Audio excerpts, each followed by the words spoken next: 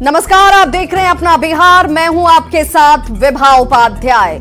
लोकसभा चुनाव से पहले इंडी गठबंधन में शामिल दलों को झटका लगने का सिलसिला बदस्तूर जारी है। मंगलवार को कांग्रेस के 2 और आरजेडी का एमएलए बीजेपी में शामिल हो गए।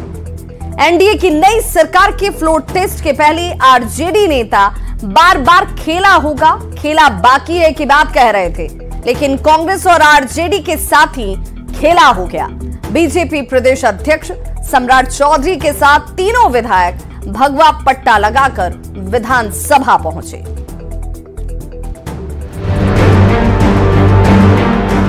मंगलवार को बिहार की सियासत में अचानक बड़ा खेला हो गया। ये बड़ा खेला हुआ है उन पार्टियों के साथ जो विधानसभा में फ्लोर टेस्ट से पहले बार बार खेला होगा के दावे करते थे।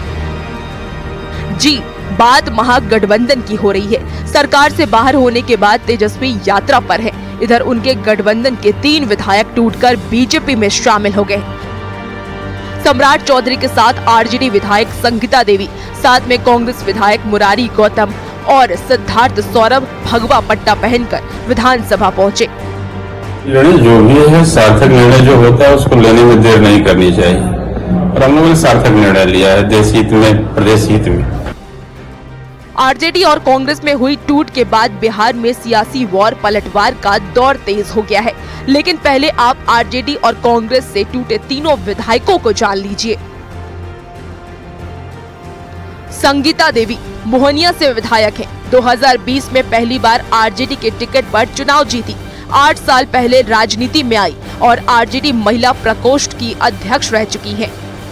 बात दूसरे विधायक मुरारी गौतम की करें तो मुरारी गौतम कांग्रेस के टिकट पर रोहतास के चिनारी से विधायक हैं। 2020 में जेडीयू के ललन पासवान को हराया था। अनुसूचित जाति से आने वाले मुरारी गौतम महागठबंधन सरकार में मंत्री भी रहे हैं। वहीं सिद्धार्थ सौरभ विक्रम से कांग्रेस के टिकट पर विधानसभा का चुनाव जीते। भूमियार जाति से आने वाले सिद्धार्थ सौरभ दूसरी बार कांग्रेस के टिकट पर चुनाव जीतकर विधानसभा पहुंचे थे। ये तीनों विधायकों का बीजेपी ज्वाइन करना लोकसभा चुनाव के पहले इंडी अलायंस के लिए बड़ा झटका है, जिसकी खींच आरजेडी नेताओं के बयान में भी दिख रही है। अभी सब फालतू बात पूछने से कोई फायदा है? बताइए, चौपाया को बांधेगा कि दोपाया को बांधेगा? लेकिन वजह क्या है? लगातार टूट हो रही है राजद में। अरे खरीद बिक्री हो रही है। पहले नहीं देखे 3 विधायक लोग जाकर गए तो खरीद बिक्री ही का ना वो कमाल था। कांग्रेस एमएलसी प्रेमचंद्र मिश्रा का कहना है कि ये सब कुछ ऑपरेशन लोटस का हिस्सा है। इसको टूट नहीं कह सकते हैं। इसका मतलब है कि जो बीजेपी वालों का जो ऑपरेशन लोटस चलता रहता है, ये उसी का नतीजा है। वो उस पहले भी लोग ट्राई कर रहे थे, उस समय सफलता नहीं मिली। दूसरी ओर एनडीए की तरफ से जेडीयू एमएलसी नीरज कुमार ने पलटवार किया है। नीरज कुमार ने कहा है कि इन पार्टियों के नेता आर्थिक खेला में लगे थे, इसीलिए उनके विधायक टूट रहे हैं। लोकसभा चुनाव के पहले जिस ढंग से पूरे देश भर में विपक्षी पार्टियां टूट रही हैं, उसके बाद सबसे बड़ा सवाल तो यही उठ रहा है कि आखिर विपक्ष टूट क्यों रहा है और क्या ये टूटता विपक्ष मोदी का मुकाबला कर पाएगा? न्यूज़ 18 के लिए आनंद अमृतराज और शैलेंद्र कुमार के साथ ब्यूरो रिपोर्ट। तो पाला बदलने वाले विधायकों के अब सुर भी बदल गए हैं। विधायक संगीता देवी ने कहा कि आरजेडी में दलितों की उपेक्षा की जा रही थी, उनका सम्मान नहीं किया जा रहा था, जिसे देखते हुए उन्होंने ये निर्णय ले लिया। वहीं कांग्रेस छोड़ने वाले विधायक सिद्धार्थ सौरभ कहते हैं कि पीएम मोदी के नेतृत्व में देश हित में सब कुछ अच्छा हो रहा है। कह तो रहे ना कि सब जो बेहतर है वो दिखाई दे ही रहा है, तो बताना चाहिए। क्या कहूँगी, ये निर्णय है, ये मैं जिस पार्टी से ताल्लुक रखती हूँ, मुझे लगा कि कहीं न कहीं दलितों की उपेक्षा की जा रही है, दलितों का सम्मान नहीं किया जा रहा है और ऐसा हुआ है, इसलिए ये मैंने निर्णय लिया है। आगे क्या रणनीति रहेगी और साथियों को लाने की बात हो रही है? आगे देखिए क्या होता है। तो आरजेडी के एक और कांग्रेस के 2 विधायकों के बीजेपी में शामिल होने पर बिहार के डिप्टी सीएम सम्राट चौधरी ने कहा कि आरजेडी कोई पार्टी नहीं है, वो माई बाप की पार्टी है।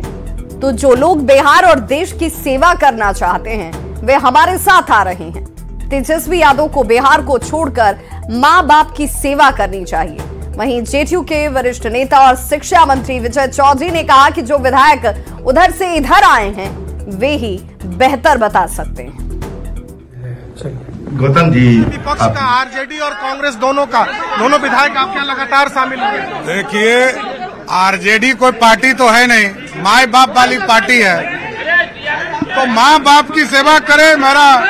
मेरा आग्रह यही होगा कि माँ बाप की सेवा करिए। हम लोगों के लिए माँ बाप पूरा बिहार है, बिहार की जनता है, और इस पर जो भरोसा करेगा वो लोग हमारे साथ आ सकते। और भी लोग आएंगे क्या सम्राट जी? और भी लोग आएंगे? हमने तो कहा नहीं था कि खेला करेंगे। जिसने खेला कहा था उस बच्चे को हम लोग खिलौना बार बार दे रहे हैं। और भी विधायक आएंगे क्या सम्राट जी? और भी विधायक है क्या आने के? अब देखिए, अब किसी को बच्चे पे भरोसा नहीं हो तो हम क्या करें? उन तीनों विधायकों ने क्यों ऐसा निर्णय लिया है या क्या निर्णय लिया है, ये तो वही बताएंगे। लेकिन इसमें कोई दो राय नहीं है कि जब भाजपा नीतीश कुमार जी के नेतृत्व में भाजपा जदयू का गठबंधन यहाँ बन गया है, तो दूसरे सभी दलों में समझिए कि बेचैनी, तो लोकसभा चुनाव 2024 से पहले महागठबंधन को बड़े झटके पर अब सियासत होती हुई साफ नजर आती है। आरजेडी के नेताओं ने तेजस्वी यादव से उस बयान पर उनको सीधे तौर पर निशाना साधा है, जिसमें तेजस्वी ने कहा था कि बिहार में खेला बाकी है, और ऐसे में बीजेपी और जेडीयू नेताओं ने कहा कि खेला की बात तो उन्होंने ही शुरू की थी, उन्होंने ही कही थी, तो आगे आगे देखते जाइए कि आखिर ये खेला कैसे और कब तक होता है। तो आरजेडी के रामानुज प्रसाद कहते हैं कि जब यहां सीएम ही टूट जाते हैं तो विधायक की आखिर कौन पूछ रहा है, जबकि इस टूट से आहत विधानसभा में कांग्रेस विधायक दल के नेता शकील अहमद खान ने पाला बदलने वाले विधायकों पर अपनी नाराजगी जाहिर की, भड़ास निकाली और उन पर डबल गद्दारी करने का आरोप लगा दिया। खेला नहीं करते हैं हम तो कोई खेला नहीं करते हैं। सच्चाई है कि न्योता उन्होंने दिया था, और जब न्योता देते हैं तो विजय का काम है विजय करवाना, और आज ये शुरुआत है। उनके कई विधायक उनको छोड़ के भागने के लिए परेशान हैं। अपने 17 महीने के कार्यकाल में आर्थिक खेला किया है तो डर गया विधायक, कहा कि ऐसा नहीं कि टिकट के समय भी आर्थिक खेला करना चाहे, तो डर कर करके लोग आ रहे हैं नीतियों के समर्थन में। अभी बहुत लोग हैं, अभी तो खेला शुरू हुआ है, आगे आगे देखिए होता है क्या। मुख्यमंत्री तोड़ा जा रहा है तो आप उसमें एक विधायक टूट गया, लेकिन तो आपको उम्मीद थी कि आरजेडी के विधायक भी टूट सकते हैं? नहीं, आरजेडी में ईडी सीबीआई फलाना चिलाना वो देख रहे हैं। जब मुख्यमंत्री तोड़ ले रहे हैं, नीतीश जी को तोड़ लिए, अशोक चौहान टूट गया, हेमंत बिश्वा शर्मा टूट गया, तब आप देख रहे हैं किसको जोड़े। और जयचंद और मीर जाफर जैसे लोग आज भी हैं जो अन्न कहीं का खाते हैं और गुणगान कहीं करते हैं। समाज और जनता देख रही है, इन लोगों को इनके इलाके में ही करारा जवाब जनता देगी, इसलिए कि इन्होंने डबल गद्दारी की है। एक्शन निकाले जाएंगे ये लोग पार्टी से, पार्टी बनाने का क्या औचित्य बनता है। कांग्रेस पार्टी गद्दारों को पार्टी से निकालती है और इनके क्षेत्र में इनके खिलाफ महासंग्राम होगा। तो बीजेपी एमएलसी संजय मयूख ने कहा कि आगे आगे देखिए होता है क्या। संजय मयूख ने कहा कि ये कोई खेला नहीं है, बल्कि प्रधानमंत्री नरेंद्र मोदी के विकास पर विधायकों का विश्वास है। आगे होता है क्या, क्योंकि ये विकास और सुशासन की सरकार है। ये प्रधानमंत्री नरेंद्र मोदी जी के नेतृत्व का विकास का डबल इंजन है। तो इस डबल इंजन में जो विकास के प्रति सहमत लोग हैं वो निश्चित तौर पे भारतीय जनता पार्टी और जनता दल यू के साथ रहेंगे, बिहार के विकास के प्रति समर्पित रहेंगे। खेला होने वाले को जवाब मिल रहा है, खेला नहीं है, ये विकास के प्रति बिहार के जनप्रतिनिधियों का समर्थन है। तो महागठबंधन के विधायकों के एनडीए में शामिल होने पर जेडीयू के नेता और मंत्री श्रवण कुमार ने कहा कि कई और विधायक एनडीए में शामिल हो सकते हैं। श्रवण कुमार से बात की हमारे सहयोगी आनंद अमृतराज ने। इस वक्त हमारे साथ मौजूद हैं जेडीयू के वरिष्ठ नेता और बिहार सरकार के मंत्री श्रवण कुमार। श्रवण जी, आज अचानक सदन की कार्रवाई चल रही थी, अचानक से कांग्रेस के 2 विधायक और एक आरजेडी के विधायक आप लोग के पाले में आ गए। हम तो उधर देखे नहीं कि क्या हुआ। हम तो हमारा चूँकि आज तृतीय अनुपूरक की मांग पर हमें आज बोलना था, तो हम तो अपने उस कार्यक्रम में थोड़ा व्यस्त थे, तो हम लोग देखे ही नहीं कि क्या हुआ। क्या होता है कहना मुश्किल है, बात सामने से गुजर जाती है, गुजरने के बाद पता चलता है कि ये सब चीज़ें हो रही है। तो थोड़ा इंतज़ार कीजिए, आप लोग तो बहुत फास्ट चल रहे हैं, थोड़ा और इंतज़ार कीजिए, धैर्य रखिए, सब यही देख लीजिएगा। कहे ना कि राजनीति संभावना का खेल है, देखते जाइए, इंतज़ार कीजिए, जल्दी में मत रहिए, इंतज़ार कीजिएगा। इंतज़ार का सब्र का फल मीठा होता है। तो सब्र का फल मीठा होता है, ये दावा है। और साथ में उन्होंने ये भी कहा कि राजनीतिक संभावनाओं का खेल है। जाहिर सी बात है, बिहार की सियासत में तस्वीर पल पल बदलती जा रही है। आनंद अमृतराज, न्यूज 18 नेटवर्क, पटना। तो आरजेडी विधायक किरण देवी के आवास पर आज सुबह से ईडी की छापेमारी जारी है। ईडी की छापेमारी में चल और अचल संपत्ति की जानकारी ली जा रही है। सभी तरह के दस्तावेजों को खंगाला जा रहा है। ये एक्सक्लूसिव तस्वीरें इस वक्त आपके टीवी स्क्रीन पर भी। दरअसल किरण देवी के पति अरुण यादव बालू के बड़े कारोबारी हैं। बालू के कारोबार से ही उन्होंने काफी संपत्ति बनाई है। ईडी का छापा आरा में गढ़हनी थाना के अगियाव स्थित आवास पर चलता हुआ, जहां पिछले साल अरुण यादव के ठिकानों पर सीबीआई की टीम ने भी छापेमारी की थी। बता दें कि किरण देवी संदेश से विधायक हैं।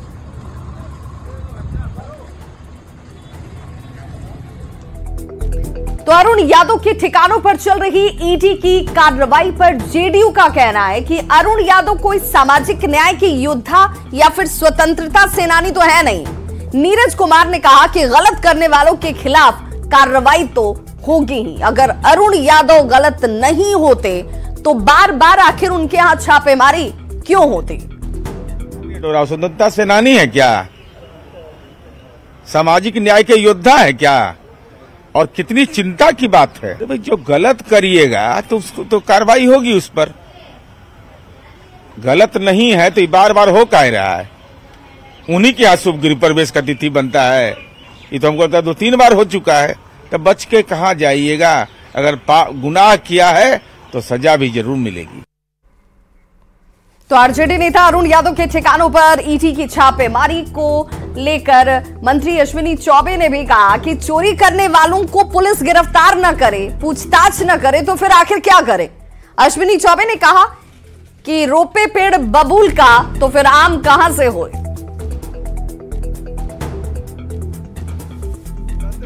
रोपे पेड़ बबूल का तो आम कहां से हो। कांटा रोपिएगा तो आम खाइएगा, कांटे नहीं मिलेगा। भ्रष्टाचार कीजिएगा तो भ्रष्टाचार के लिए ईडी हो या सीबीआई स्वतंत्र एजेंसी है, चाहे कोई करे, हम हो आप हो, कोई नहीं छूटेगा। इसलिए भ्रष्टाचारी दुराचारियों के लिए।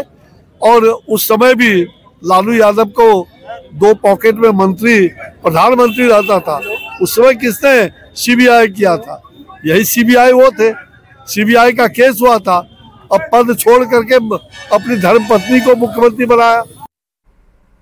तो वहीं भागलपुर के कहलगांव में किराए के मकान में धर्म परिवर्तन की खबर पर एसएसपी ने कहा है कि सारी बातें बेबुनियाद हैं। वहां कोई धर्म परिवर्तन नहीं करवाया जा रहा था, बल्कि एक व्यक्ति किराए के मकान में जब प्रार्थना करता था तो कुछ लोग वहां अपनी मर्जी से आकर प्रार्थना में शामिल हो जाते थे। बरारी थाना अंतर्गत के रहने वाले हैं और वहां पर जाके एक छोटा सा रूम है जिसमें कि वो प्रार्थना करते हैं। और उसमें एसडीपीओ कहलगांव के द्वारा और लोकल जो थाना है उनके द्वारा भी इसकी जांच की गई है। कोई भी जबरन धर्मांतरण का मामला अभी प्रकाश में नहीं है।